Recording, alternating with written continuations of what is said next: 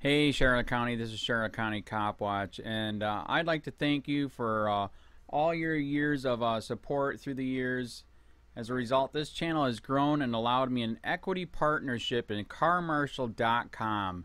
Please take the time to check them out. They help you buy and sell your next car, even have a negotiating tool to save you from the hassle of haggling with multiple dealers.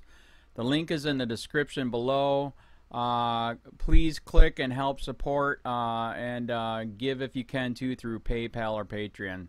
Thanks again.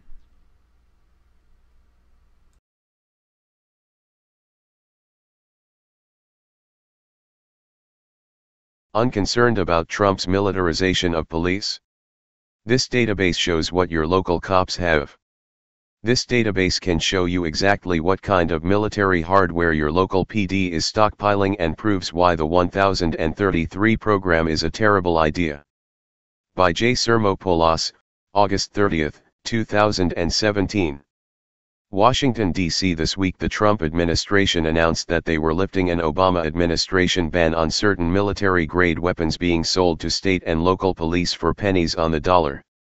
While there is a growing awareness that local law enforcement has received massive amounts of surplus military hardware under the federal 1033 program, authorized by the National Defense Authorization Act, exactly what equipment local law enforcement agencies have been stockpiling has remained largely obscured from the public's view. The public controversy over the militarization of the police, for many Americans, began during the 2014 riots in Ferguson, Missouri. Images beamed across the media echo chamber revealed what looked like a war zone in Afghanistan or Iraq with police kitted out in Marine-issue camouflage and military-grade body armor, toting short-barreled assault rifles, and rolling around in MRAPs, mine-resistant armored personnel, vehicles virtually indistinguishable from U.S. soldiers abroad. In addition to Ferguson, the extreme militarization of police was clearly on display during the Standing Rock protest, as police looked and acted more like a heavily armed military contingent than peace officers sworn to uphold the law. Shortly after the American public became widely aware, and largely outraged, over the extreme militarization of their local police forces, President Obama signed an executive order, EO, that blocked certain large-caliber weapons, armored vehicles with tracks, grenade launchers, bayonets, and other heavy military hardware from being repurposed from battlefields across the globe to small-town USA. President Obama argued at the time, that police utilization of such weapons of war cast the police as an occupying force, and only served to deepen the divide between police and the community. Advertisement. Read more. Disturbing police recruiting video sheds light on the militarization of protecting and serving. We've seen how militarized gear can sometimes give people a feeling like they're an occupying force, as opposed to a force that's part of the community that's protecting them and serving them, Obama said in announcing the ban in 2015.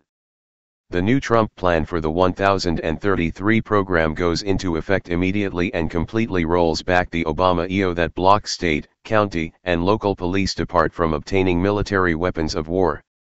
The Surplus Sharing Agreement, also known as the 1033 program, was originally created by Congress nearly 30 years ago as part of the National Defense Authorization Act, and was intended to assist local law enforcement in drug investigations. The program was expanded in 1997 to include all local law enforcement operations, including counterterrorism. Since then, according to the government, more than $5 billion in gear has been transferred to state, local and tribal law enforcement agencies. Make no mistake that America has been quietly arming its police for battle with its own citizens, under the guise of the drug war, since the early 1990s. As part of its misguided war on drugs, policymakers decided that if police were to act like drug warriors, they needed to be equipped like warriors. Since that time, almost $5 billion in military hardware was transferred from the military to law enforcement, according to a report by the ACLU. By giving military hardware to law enforcement for free, the NDAA and 1033 program encourages police to employ military-like tactics and weaponry. To give you an idea of the absolute absurdity of the 1033 program, and how it unnecessarily militarizes small town police departments, law enforcement in Watertown, Connecticut, population 22,514, acquired a mine-resistant, ambush-protected, MRAP, vehicle, sticker price, $733,000, designed to protect soldiers from roadside bombs, for $2,800. To date there has never been a landmine reported in Watertown, Connecticut. Read more. Here's a list of the 45 officials responsible for militarizing Standing Rock and how to contact them. Police in Bloomington, Georgia, population, 2,713, acquired 4 grenade launchers through the program, the Atlanta Journal-Constitution reported. Police in small towns in Michigan and Indiana have used the 1033 program to acquire MRAP armored troop carriers, night vision rifle scopes, camouflage fatigues, Humvees, and dozens of M16 automatic rifles, the South Bend Tribune reported. The distribution of these weapons of war has largely been shielded from public view. However, the database below will show you what your department has acquired through the program.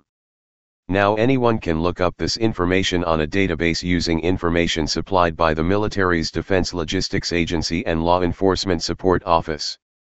All one has to do is type in their state and county jurisdiction and they are able to see exactly what their local law enforcement agencies have received under the federal 1033 program. Take a look and see what type of military armaments your local police department is stockpiling: mine-resistant armored personnel carriers, helicopters, M16s, M14s, M4s, grenade launchers. The extreme militarization of the police begs the question, who are the local police preparing to use these weapons of war against? Using history as an indicator, as the Founding Fathers clearly warned, Americans should be wary of the police operating as an oppressive standing army. The means of defense against foreign danger have been always the instruments of tyranny at home. Among the Romans it was a standing maxim to excite a war, whenever a revolt was apprehended. Throughout all Europe, the armies kept up under the pretext of defending, have enslaved the people. James Madison. Read more. Obama DOJ drops charges against indicted arms dealer after he threatened to expose Clinton's crimes. Check out the database below to see what kind of military equipment your local police have been stockpiling. Select your state and your county to see exactly how militarized your local law enforcement agencies have become. Hey Charlotte County, this is Charlotte County COPWATCH, and I found that I had to make a change this ending on my videos, letting you know about the channel and fair use laws, you know, how we can report on other people's reporting and how it's good, how it's bad, etc. But you guys can look it up yourself. It is legal. It's in there.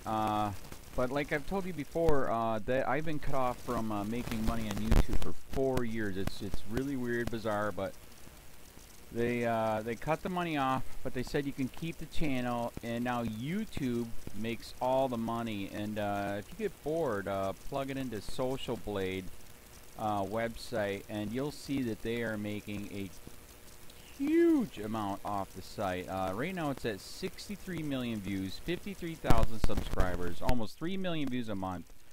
You know, trying to wake people up, and I make nothing. In fact, I got a customer that's ex-congressman. He said if I could ever find a lawyer, sue YouTube on it. But because this is nuts, 4 hours a day, and to save America. You know, but at the same time, it's worth it. Look at what our founding fathers did. They died for this country. So, but getting back to the money part, this is why I'm redoing the video. Is my dream of everyone giving $1, and it's going to be $53,000 a year, or if they did Patreon, which you know, can be monthly. That is not working. That'd be great if it did. Nothing is perfect. And I appreciate the people that do donate, you know, what they can on PayPal, and there again, I'm letting you guys know that is not much. Is, you know, monthly is, oh my god. So anyways, yes, you cannot live on it. It's very, very, very low amount. But the dollar things, I do appreciate that. But when I first said everybody give a dollar, that's not working. I'm just letting you guys know it's that dream. Everybody gives a dollar. 53,000 subscribers. It's not working. So yes, if you can give more than that, you know, I appreciate it. Like I said, you know, I'm in a unique situation where, you know, we're already debt free, and I'm not rich, but with the little business that we have, I am able to do what I am able to do 45 hours a day, you know, letting you guys know what's going on. In 4 years, I've did the whole thing myself, 12,000 videos on there. I literally get emails where people are like, holy crap, I never knew it was this bad. And it is this bad, and it's getting worse every day because we have the internet, we have cell phones, we have cameras everywhere now, and it's just disgusting what's going on.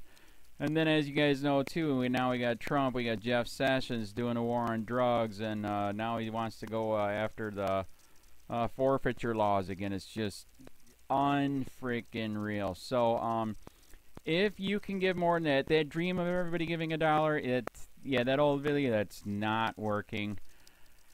They're not. They're just not. So anyways, if you can give more than that dream is not working. Hardly anybody is giving. There you go. So that's why I'm remaking the video. If you can give more than that would be great. And there again, like I said, the Patreon's there. There is some people on there that are starting to give, but there again, it's very, very low. And like I said, I don't want to get rich off of that. I'm going to keep doing what I'm doing because, you know, it's still so stinking corrupt. It's not even funny. My court case that I'm going to be paying out of my pocket myself with Charlotte County's coming up. They illegally looked me up and then posted all my information on LEOAFFAIRS website. They basically doxed me, however you want to say that. I forget what the word is, and they outed me, man. And that information on that site went out to 500 sheriffs, deputies, people that work at the jail, etc., etc., etc. So, yeah, it is very, very scary, but we're going to do a federal case, 1983 case, violating freedom of speech. We have 17 cameras in the house now. We got 2 cameras in the car. I always carry a camera plus a cell phone. A lot of people are highly recommending I get a vest now. If I could, if the wife would let me, I would run for sheriff. We are trying to push the thing nationwide right now. Where just to mix it up and to get the topics out there is register to run for sheriff, NPA, no party affiliation, as a write-in, and that is completely free, and you can participate in the elections. And there's a lot of stuff. We got a guy, James McLinnis in Pinellas County, Tampa, who almost won. He experienced the corruption himself. The story is unbelievable. Look him up. It's mind-blowing what they did. It pissed him off. He is very, very smart. He has way more money than I did. He ran for sheriff at the last 3 months last year in 2016 and almost won. He got all of the black vote. And the reason why he did that is because he ran in, I will not bust, we're in Florida, I will not bust anybody for weed anymore unless it's an ungodly huge amount, like pounds. And then he also ran in, no more victimless crimes, no more of this freaking road pirate bull crap. And then he was going to cut the budget by 30%. And when you think about that, you can. If you stop the road pirates, you can get rid of a bunch of people. Gone. So, the wife has been saying, yes, I can, yes, I can't. So I don't know. We're trying to find somebody that can do it because I am busy doing this anyways. But, so I'm making a video, like I said, that $1 a month from everybody, you know, for 53,000 subscribers, that is not working. I'm just letting you guys know. Absolutely give way more than $1 a month. If you can, I appreciate anything. By the way, remember too, when you give that, PayPal takes like freaking 15 to 20%, so it's even worse than that. But, and there again, like I'm letting you guys know, it's way, what I get is very, very low. Appreciate it, but it is very, very low. Can't live on it. I'm just, you know, I'm working, and that's what I'm working on. And that court case is going to cost a buttload of money. That's federal court. Just the filing fees and the depositions that we're going to be doing with this corrupt cop. So there's another reason to give. We are going to be doing a deposition with this very corrupt. He was in a drug squad. He is a bad guy. He's on steroids. We heard steroids are rampant here. That's why their attitude is so bad. And we are going to get him on video, and it will be on YouTube. So that case alone is $5,000 just to bring it to court, and that's my money out of my pocket. So there's another reason to give, and give way more than $1 if you can. So keep that in mind. This is the new video, and I see, God, I talk a lot. It's already 7 minutes, but had to make it just to let you know that $1 a month from Remedy is not working. They're not doing it. So if you can give more than that, please. So thanks. Keep it up. Share, like, subscribe, tell your friends, send me your videos on corruption, and I'll post it.